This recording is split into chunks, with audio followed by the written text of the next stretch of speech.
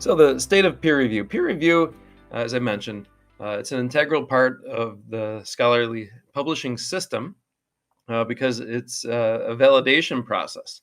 It validates scientific research, and it's meant to weed out poorly written or just poor quality manuscripts and keep them from being published. And it's still the only way to ensure that research output is accurate and is not flawed. So I like to think of peer reviewers. They're kind of like the gatekeepers. They're the custodians of the literature, and they give information to the editors so we can help make uh, decision recommendations on a certain manuscript.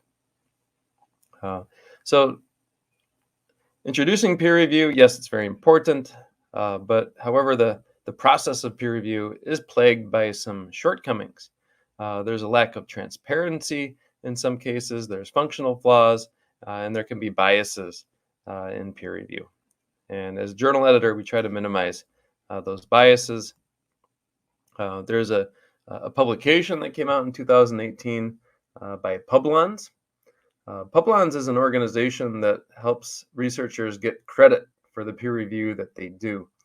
And most journals now are enrolled with Publons. After you do a peer review, you can claim your peer review and still maintain your anonymity.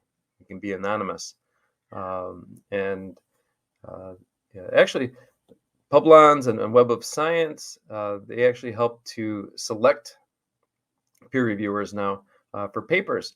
For example, at Integrative Zoology, where I work, for every manuscript that's submitted there, the abstract is run across a search engine of published abstracts, and then Web of Science and Publons gives me a short list of reviewers whose expertise may match the subject area of the journal. So it's actually getting more important to participate in Publons. I'm sure you've heard of ResearchGate for archive your publications. Publons archives your peer reviews and helps you get credit for it. So there's an interesting report. There's some key findings. One was the establishment. They just noticed there's regions. There's people in emerging regions compared to established regions, and people from established regions do more reviews than scientists in the emerging regions relative to their respective article inputs.